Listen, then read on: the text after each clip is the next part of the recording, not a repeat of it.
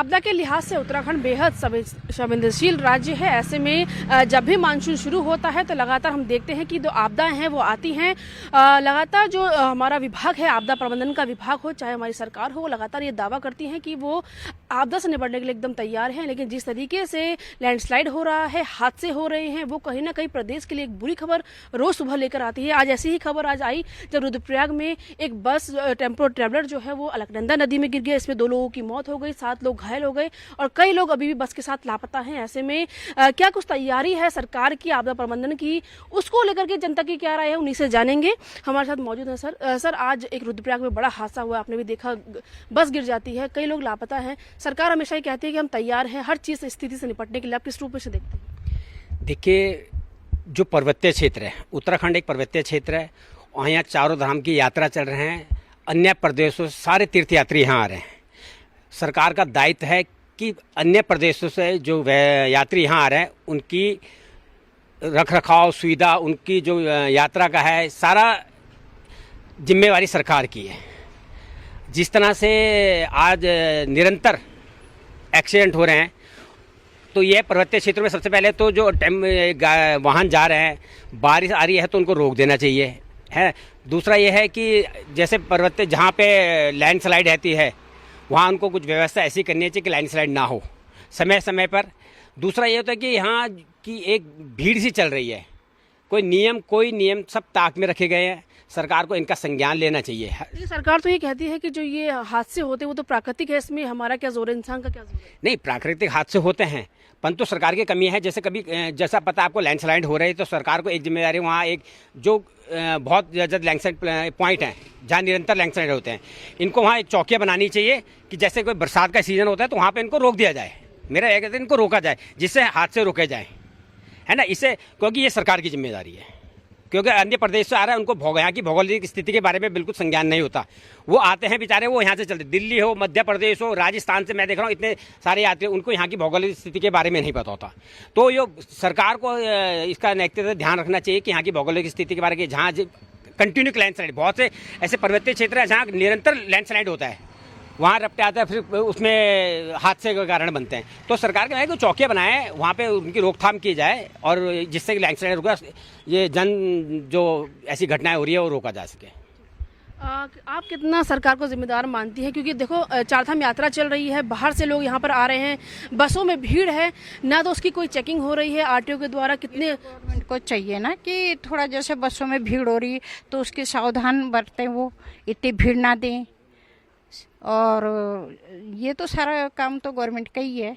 उन्हें वो ना, कहीं बारिश है, कहीं भीड़ ज़्यादा है तो उसमें रोकना चाहिए ना उनको, थोड़ा ट्रैफिक तो रोके ना, भेजें, लाइन से भेजें, टाइम से भेजें। बारिश में कहीं वो है तो उस चीज़ को रोक लेना, रोड में चौकियों पे रोका जाए, यही चीज़ होनी चाहिए।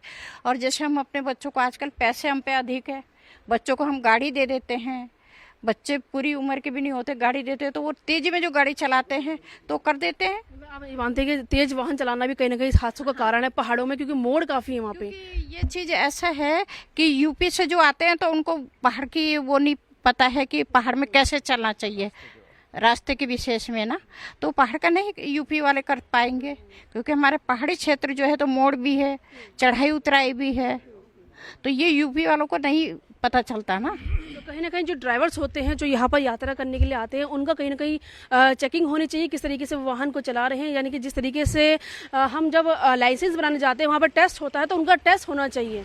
साफ तौर पर आंटी जी कह रही हैं। आप किस रूप से देख रहे हैं? आप सरकार को कितना जिम्मेदार मानते हैं जिस तरह सरकार पूरी तरह से फेलियर है। ये हमारा उत्तराखंड प्रदेश हादसों का प्रदेश बन गया है।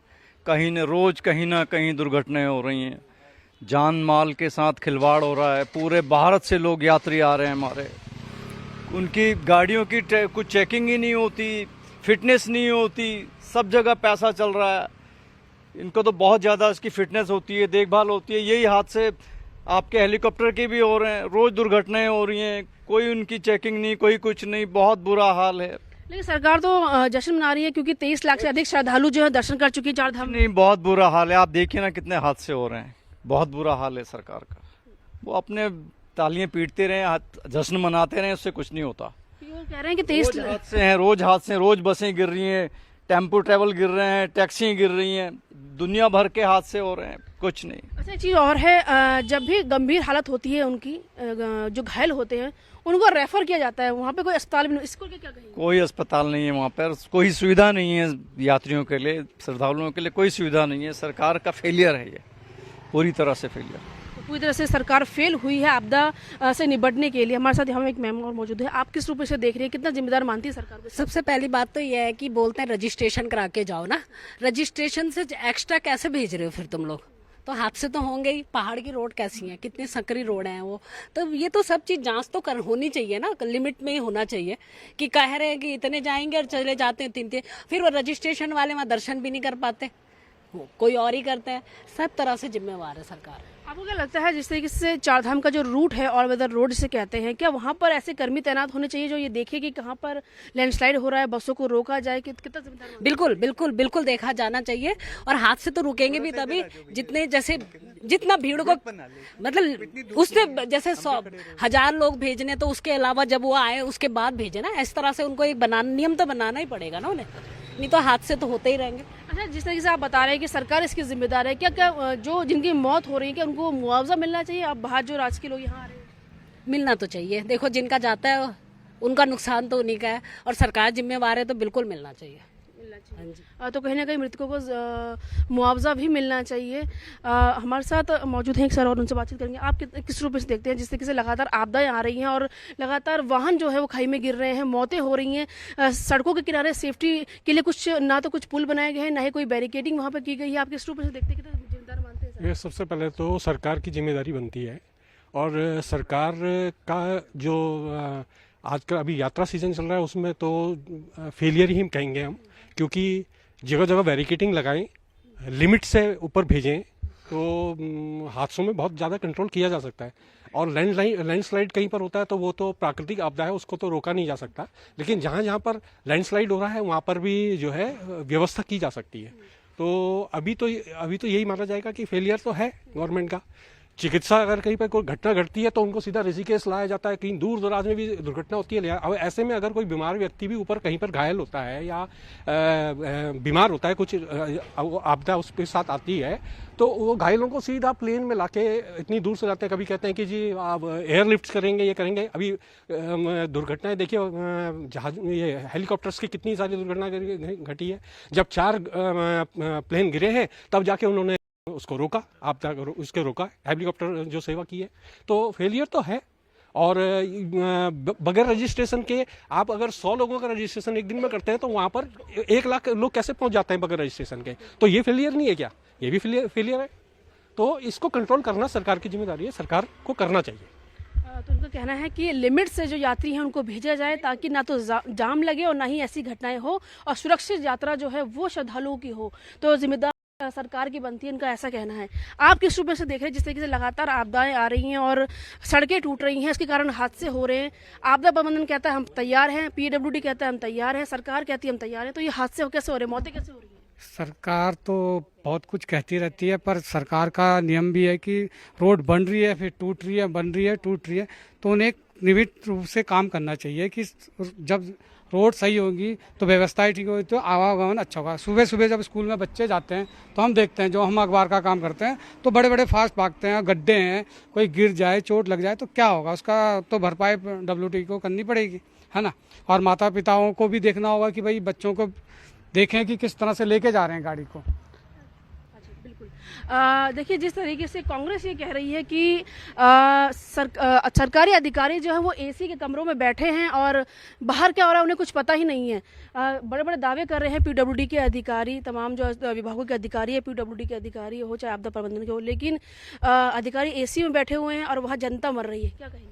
निश्चित तौर पर बड़ा चिंता का विषय है उत्तराखंड के अंदर कि जिस तरीके से जो अधिकारी है, जो IAS PCS की लॉबी है, वो जिस तरह से सरकार पे हैवी है कि आदेशों की अवहेलना करने में अव्वल है, तो ये निश्चित तौर पर जो है सरकार कहीं ना कहीं जो है हठधर्मिता से चल रही है। जो शासन और प्रशासन जो है वो सरकार को चलाने का काम कर रहे हैं, अधिकारी बेलगाम है, अधिकारियों पर कोई शिकंजा नहीं है, कोई डर, कोई खौफ नहीं है सरकार का। और उसी का नतीजा है कि अधिकारी जो है AC कमरों में बैठकर जो है बड़े बड़े जो है वो क्या बोलते हैं दावे जो है पेश करते हैं, पर धरातल पर देखने के लिए क्या होता है वो आप और हमारे सबके सामने है।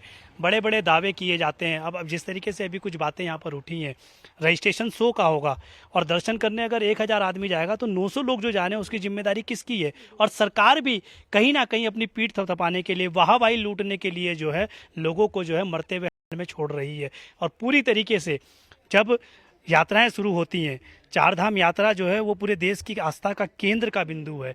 और जब हमने पिछली बार भी देखा कि जो पर्यटन मंत्री हैं वो पर्यटन मंत्री जो है विदेश यात्रा पे होते हैं यात्रा को छोड़कर, जो प्रभारी मंत्री होते हैं वो कहीं सूद नहीं लेते हैं। अभी आपने देखा हाल फिलहाल में जब ये यात्रा हुई 200 से ज़्यादा लोगों की जो मृत्यु हो गई है यात्रा के दौरान में। पिछली बार भी जो है काफ़ी लोगों ने जो अपनी जान गंवाने का काम किया। स्वास्थ्य के बारे में विषय पे बात करें, सड़क के विषय पे बात करें, ट्रांसपोर्ट के विषय पे बात करें, सरकार पूरी तरीके से फेलियर है। और जिस तरीके से ये घटनाएं घट रही हैं, कहीं ना कहीं जो परिवहन विभाग भी है वो भी पूरी तरीके से इसमें कहीं ना कहीं सम्मिलित है, क्योंकि कहीं जांच नहीं होती है, कहीं जो है फिटनेस की जांच नहीं होती है, कहीं वाहनों की जो है कागज़ों की जांच नहीं होती है। कोई भी मनमानी तरीके से आ रहा है, मनमानी तरीके से ऊपर जा रहा है। और जिस तरह से बरसात का मौसम है, सरकार को चिंताजनक व्यवस्थाएँ जो हैं उस पर करनी चाहिए। चिंताजनक हालात हैं, पर सरकार कहीं ना कहीं अपनी पीठ थपथपाने पर जो है मजबूर है, वाहवाही लूटने के लिए जो बाध्य है, पर जनता की तरफ कोई भी ध्यान सरकार का नहीं है। आप भी एक माँ हैं। आज हमने जो रुद्रप्रयाग में एक तस्वीर देखी, उसमें एक छोटा 7-8 साल का बच्चा है, रोता हुआ नजर आया। उसने कहा कि हे बद्रीनाथ तूने क्या किया। उसके परिजन जो है उस बस में थे, उनकी मौत हो जाती है और उसमें से कुछ लोग मिले भी नहीं हैं। आपका दर्द किस तरीके से छलकता है? इसमें एक बच्चा है जो रोता हुआ नजर आया। तो फिर इसी तरह से तो आक्रोश उठता है ना जनता का कि भाई तुम्हारी व्यवस्थाएं क्या है।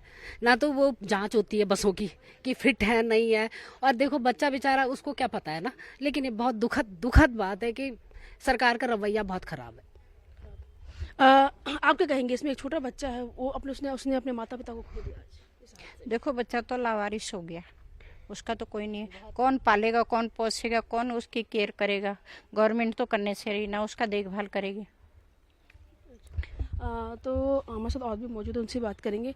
सर, आप किस रूप में से देखते हैं जिस तरीके से आपदा प्रबंधन सरकार लगातार दावे कर रही थी कि हम बिल्कुल तैयार हैं? आज नहीं, आज से 6 महीने से पहले से सरकार ये दावे करी हम बिल्कुल तैयार है, लेकिन तस्वीरें तो कुछ और निकल के सामने आ रही है।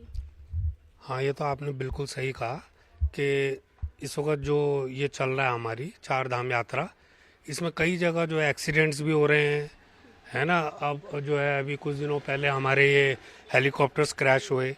यमुनोत्री में देखिए आप, यमुनोत्री में बुरा हाल है, सड़कें टूट रही हैं। कोई मतलब जो एक पहले से एक वो होनी चाहिए थी तैयारी, वो मुझे लगता नहीं कि इन लोगों ने की है, और इसका जो है खामियाजा पूरी जनता को भुगतना पड़ रहा है। सरकार तो ये भी दावा कर रही थी कि एक विशेष टीम जो है डॉक्टरों की वो वहाँ भेजी गई है, उनको अच्छा इलाज मिलेगा, लेकिन अब रेफर किया जा रहा है जो घायल है। कुछ नहीं है वो तो। देखिए आप वहाँ पर अगर आप मान लीजिएगा कोई घायल होता है तो आप वहाँ पे खाली मरहम पट्टी कर सकते हैं ना, इससे ज़्यादा आप क्या करेंगे? खाली मरहम पट्टी तो होगी वहाँ पे, या फर्स्ट एड देंगे या मरहम पट्टी कर सकते हैं। वहाँ पर पहाड़ों में कहीं हॉस्पिटल तो है नहीं बढ़िया। आपको अल्टीमेटली जो है या तो देहरादून आना पड़ेगा, कोटद्वार जाना पड़ेगा, ऋषिकेश जाना पड़ेगा। ये बड़ा दुर्भाग्य है, इतने साल हो गए उत्तराखंड बने हुए, आज भी जो है प्रदेश में जो है स्वास्थ्य चिकित्सा ये सब ध्वस्त है, खत्म है।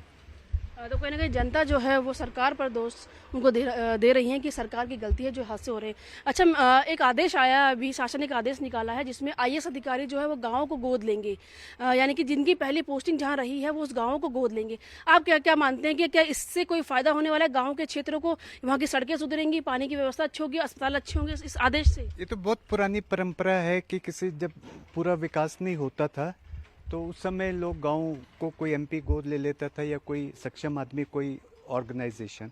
आज ये खुद दावा कर रहे हैं कि हम 4th लार्जेस्ट इकोनॉमी है, इतना हमारा वो है, आज हम विश्व गुरु बन गए, ये कर गए। अब IAS ऑफिसर गांव को गोद लेगा या जो सरकार का काम है? अभी जो हादसे वगैरह हो गए जिसके बारे में आप बात कर रहे थे, मेरे सब बहन भाइयों ने बोल दिया, मैं भी इस पर कुछ रखूँगा, लेकिन मैं उन बातों से थोड़ा और भी 1-2 चीज़ इंक्लूड करना चाहता हूँ। हादसा बहुत ही दुखद चीज़ है। जब भी किसी का पड़ा हुआ होनहार बच्चा सड़क दुर्घटना में मरता है तो एक पेरेंट को दुख होता है, और जो भी उसको सुनता है अगर उसके अंदर जरा सी भी संवेदना है तो उसको भी दुख होता है। लगता है ये सरकार संवेदनशील हो गई है। सुबह हेलीकॉप्टर में 5 बर में 13 आदमी मर जाते हैं, बाद में खड़ा करते हैं। जब मानसून आता था तो बच्चे स्कूल वाले खुश होते थे कि मौसम अच्छा आएगा, बारिश में स्कूल जाएंगे, थोड़ा छत रखेंगे। आज मानसून आता है तो हम परेशान हो जाते हैं। यहाँ सीवेज का पानी आ रहा है, वहाँ वो आ रहा है। मैं खुद 5-6 मतलब वार्ड्स क्रॉस करके अपने दोस्तों से मिलने आता हूँ। दिन में रिटायर्ड आदमी है कि समय पास करना है। मैं देखता हूँ कि हर जगह सरकार का ट्रैफिक पे कोई अंकुश नहीं है। पूरा मतलब आईएसबीटी से लेके और राजपुर तक पूरी मेन रोड पे कोई आना नहीं चाहता। चलो जिसको जाना है वो आएगा, लेकिन ये जो लाइट कमर्शियल व्हीकल है जिनको छोटा हाथी बोलते हैं, ये भी 4 व्हीलर है। मैंने नहीं देखा आज तक किसी ने कोई सीट बेल्ट बांधी हो। मेरी दीदी जाती है अपनी 800 की मारुति लेके और पुलिस वाला कहता है यहाँ रुको, यहाँ खड़े हो जाओ, कागज दिखाओ, ये करो, 4000 फाइन दो। मैंने तो नहीं देखा। विक्रम वालों को तो 3 व्हीलर है, उनको चलो छोड़ देते हैं। उसके बाद मैंने देखा कि जहाँ सड़क अच्छी थी, 1-2 जो इन्फ्लुएंशियल वो थे, उन्होंने एक आधी सड़क बना ली जो सरकार में जिनकी चलती है। लेकिन जितने भी कमर्शियल व्हीकल्स हैं वो मेन रोड पे आते नहीं हैं। वो मेन रोड पे आएंगे तो पुलिस वाले उनसे भी पूछेंगे। वो बाई रोड लेते हैं जो रेजिडेंशियल एरिया है, जहाँ पर कि वो टाइल्स लगी हैं। मुझे किसी टाइल्स वाले से कोई अफसोस नहीं है, वो काम कर रहा है, सरकार को दे रहा है और टाइल्स बेच रहा है। अगर कोई कमीशन मांग रहा है तो ये उनकी गलती है। और टाइल बचाने वाले की बेचारे की क्या गलती है? उसने तो अपने बच्चे पालने हैं, ठेकेदार ने भी अपने बच्चे पालने हैं। एक लिमिटेड उससे होता है, वो काम तो अपने बच्चों के लिए कर रहा है। लेकिन आज कोई ठेकेदारी करने के लिए, मैं खुद बेरोजगार 20 साल से घूम रहा हूँ, तो मैंने तो लगा कि ये सारी चीज़ें बेकार है। जितना है थोड़ा खा लो, सुखी रह लो, सुकून से रह लो।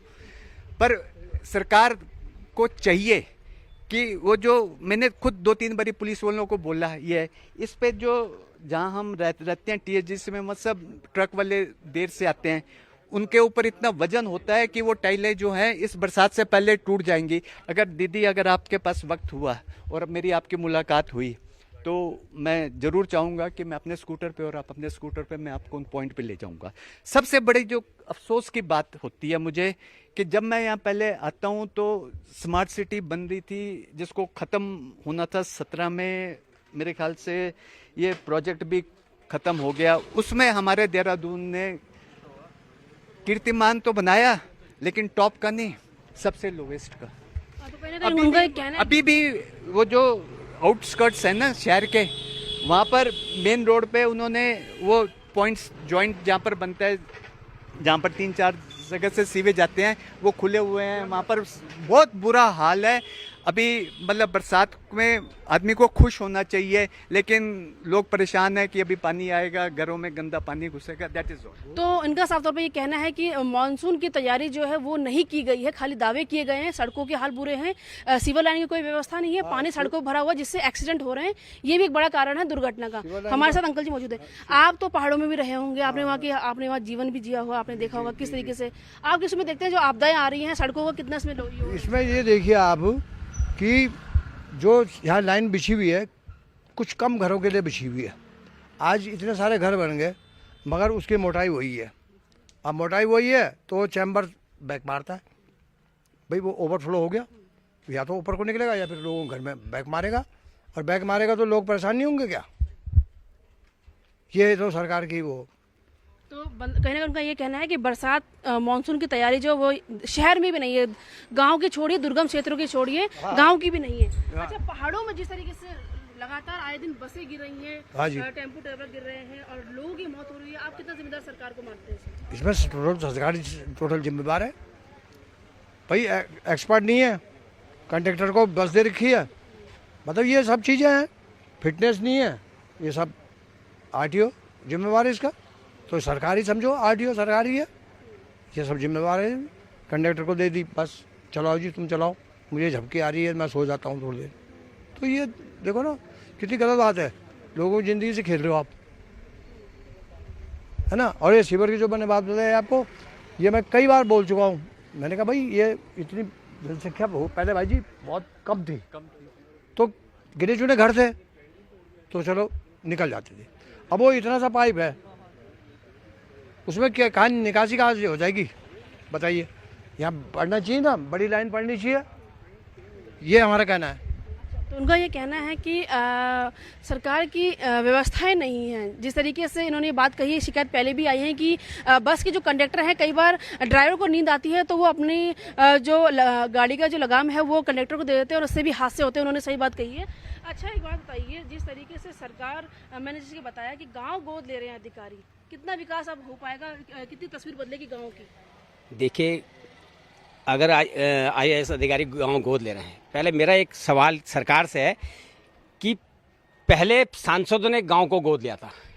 मेरा निवेदन है कि सरकार आज IAS अधिकारी को कह रही है कि गोद ले रहे, पहले ये देखे जाए कि जो सांसदों ने गांव गोद लिए थे वहाँ कितना डेवलप हुआ है। पहली बार जब आप सांसदों ने ही गाँव डेवलप नहीं किया तो IAS अधिकारी को क्यों जिम्मेदारी दे रहे हो? पहले जिसको जिम्मेदारी किया उसने निर्वाह किया। आप बताइए, राज्य महालक्ष्मी ने जो गाँव गोद लिया था वहाँ कितना डेवलप हुआ है? आप जिम्मेदारी थोप रहे हो किसी पे, मतलब वो आपका ये है कि आपने पहले, सबसे पहले तो ये देखने चाहिए आपको जो जिम्मेदारी दी थी आपने उसका निर्वाह किया है कि नहीं। जो गांव आपने गोद दिए थे वहाँ कितना विकास, वहाँ स्वास्थ्य का क्या हाल है, शिक्षा कैसी है, सड़कें कैसी है। आज सरकार सिर्फ 5 किलो राशन दे रही है, आज शिक्षा भूल गए। आज निरंतर स्कूल, बड़ा दुर्भाग्य है प्रदेश का कि ये देखिए कि जो विद्यालय हैं वो बंद हो रहे हैं और शराब के ठेके बढ़ रहे हैं। सबसे बड़ा दुर्भाग्य देखिए, स्वास्थ्य और शिक्षा जो एक मूलभूत सुविधा होती है किसी प्रदेश की, शिक्षा और स्वास्थ्य, आप बड़ा दुर्भाग्य मैं कहूँगा हमारे प्रदेश का कि जो विद्यालय हैं, जो स्वास्थ्य विद्यालय हैं वो बंद हो रहे हैं और शराब के ठेके हैं वो बढ़ रहे हैं निरंतर, और विद्यालय कम हो रहे हैं। तो आप बताइए प्रदेश किस दिशा में जा रहा है? तो कहीं ना कहीं इनका कहना है कि शराब के ठेके खुल रहे, जिससे नशा के कारण भी हादसे होते हैं, उसमें भी मौतें होती हैं। अच्छा, सरकार ने जो पहाड़ों में हादसे होते हैं उनकी, जो घायल है उनकी मदद के लिए हेली एयर एम्बुलेंस की शुरुआत की थी, वो कहीं धरातल पर नजर नहीं आ रही है। आप क्या कहेंगे इस पे? देहरादून में तो वो नज़र आएगी भी नहीं, ऐसे नहीं आएगी, क्योंकि जब तक ठोस कार्रवाई नहीं की जाती है, हेली सेवा कहने से कुछ नहीं होता। हेली सेवा में कौन से हेलीकॉप्टर लगे हैं, क्या उसकी जांच हुई है क्या कि कौन से उड़ने लायक हैं कि नहीं उड़ने लायक है? अभी कहते हैं कि एम्स से एक मेडिकल के लिए एक टीम निकली थी, हेली सेवा शुरू की है, उसका क्या हाल हुआ वहाँ पर? उसका भी बहुत बुरा हाल हुआ। हेली सेवा से कुछ नहीं होगा, इनको मेडिकल सुविधा देनी पड़ेगी वहीं पर जहाँ पर घटना घटती है, उसी के आसपास ही। और वहाँ तो वही हो सकता है, वही जैसे हमारे भाई साहब ने, बलूनी भाई साहब ने कहा है कि फर्स्ट एड के लिए मरहम पट्टी कर देंगे और उसके बाद उसको कहेंगे जाओ घर जाओ, या थोड़ा ज़्यादा सीरियस होगा उसको उठा के फिर ऋषिकेश या कोटद्वार या देहरादून लाया जाएगा। तो कहीं ना कहीं चाहे बात चिकित्सा सुविधा की करें, सड़कों की करें, या फिर वाहनों की चेकिंग की करें, RTO की करें, कहीं ना कहीं जनता की जो राय है वो यही है कि सरकार साफ तौर पर जिम्मेदार है, पुलिस जिम्मेदार है और साथ ही RTO जिम्मेदार है। जो बसों की क्षमता है या टैक्सी की क्षमता है उसको चेकिंग नहीं करते, उनका चालान नहीं करते हैं। और सरकार ने जो जिस एयर एम्बुलेंस की बात की थी वो भी धरातल पे नजर नहीं आ रही है। ऐसे में जब हादसे होते हैं तो अगर तुरंत ट्रीटमेंट मिले तो कहीं ना कहीं जान बचाई जा सकती है। तो साफ तौर पर जनता की ये राय है कि सरकार इसकी ओर जिम्मेदार है। जिस तरीके से सरकार श्रद्धालुओं को बुलाती है, चाहे सोशल मीडिया के जरिए हो, चाहे तमाम सोशल मीडिया प्लेटफॉर्म के जरिए श्रद्धालुओं को बुलाती तो है, लेकिन उनके लिए व्यवस्थाएं जो है वो नहीं करा पाती है। तो कहीं ना कहीं सरकार की पूरी जिम्मेदारी ये बनती है कि अगर आप श्रद्धालुओं को बुला रहे हैं तो उनकी सुविधा उस तरीके से दें ताकि अगर कुछ भी ऐसा होता है तो सिचुएशन जो है वो कंट्रोल कर सके। कैमरा पर्सन इलियास अहमद के साथ दीपिका भंडारी, हिंदी खबर, देहरादून।